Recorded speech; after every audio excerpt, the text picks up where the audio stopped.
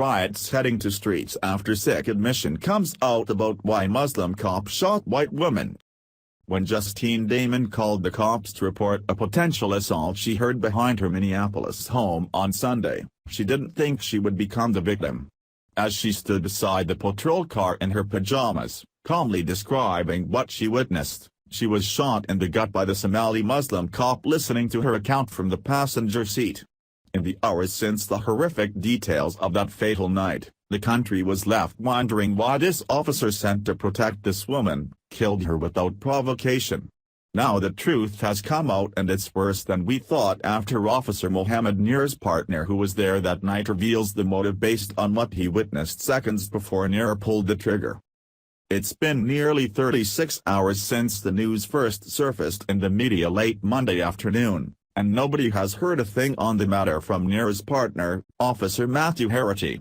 Harity was in the driver's seat of the patrol vehicle, with his window down, talking to Damon, who was reporting a potential sexual assault in the alley behind her home. Halfway through her witness account, Nir reached across Harity and shot the blonde woman, who was a bride-to-be, yoga teacher, and recent transplant to America from Australia. It's safe to say that Harity was as surprised by the sudden lethal action as the rest of us. But in being on the scene and knowing Nir personally, he's now exposed one damning detail. The Daily Mail reports. A police source told KARE 11 that Harity was left stunned by Officer Mohammed Nir's actions. The revelation makes the motive for shooting all the more mysterious, as it appears that Harity did not view Damon as posing a threat. The Bureau of Criminal Apprehension, BCA, investigating the incident, is remaining tight-lipped about what happened late that Saturday night until they finish interviewing Nir and Harity as part of their probe. According to local Minnesota news, the Star Tribune, those details have now come out about what happened in those critical seconds before Nir decided that a fatal response was necessary. This Muslim should have never been on the police force to begin with, considering he had a history of violence, including charges of assaulting another woman while on the job. Had this victim been black and cop was white, there would be rioting in the streets already well before now. Considering the race reversal, there's not the same outrage, but should be. Political correctness and protecting Muslim and Muslim refugees in America is literally killing people, and something must be done about it. Blue Lives Matter reports. In the interview, Officer Harity said heard the loud noise prior to Officer Nir firing his weapon.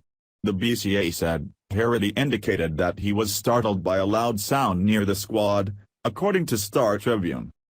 Immediately after the loud noises, when Justine Damon approached the squad car in her pajamas, and Officer Nir fired his weapon.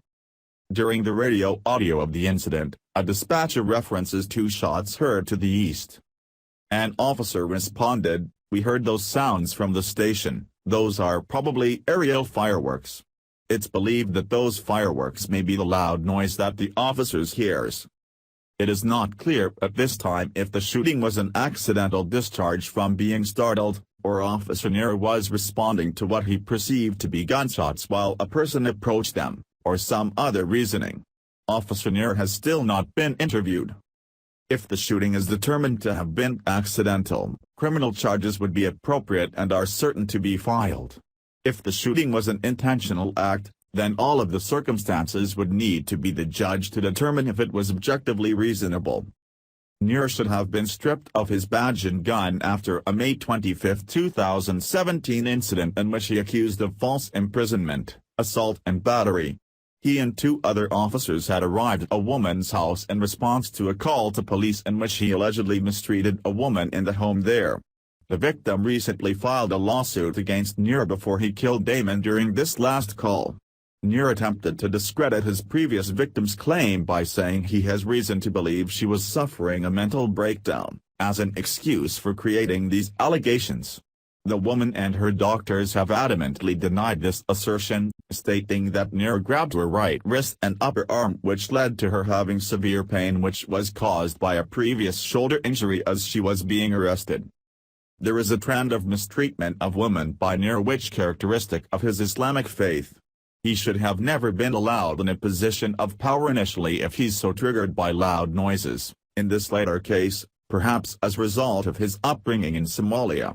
However, he definitely should have at least been put on leave of absence after the abuse allegations against him. If it had not been for protecting Muslims in Minnesota and giving them equal opportunities, Justine would be alive today and looking forward to walking down the aisle. Instead, her would-be husband will be carrying her casket. Thanks for watching. Please subscribe Breaking News 365 channel.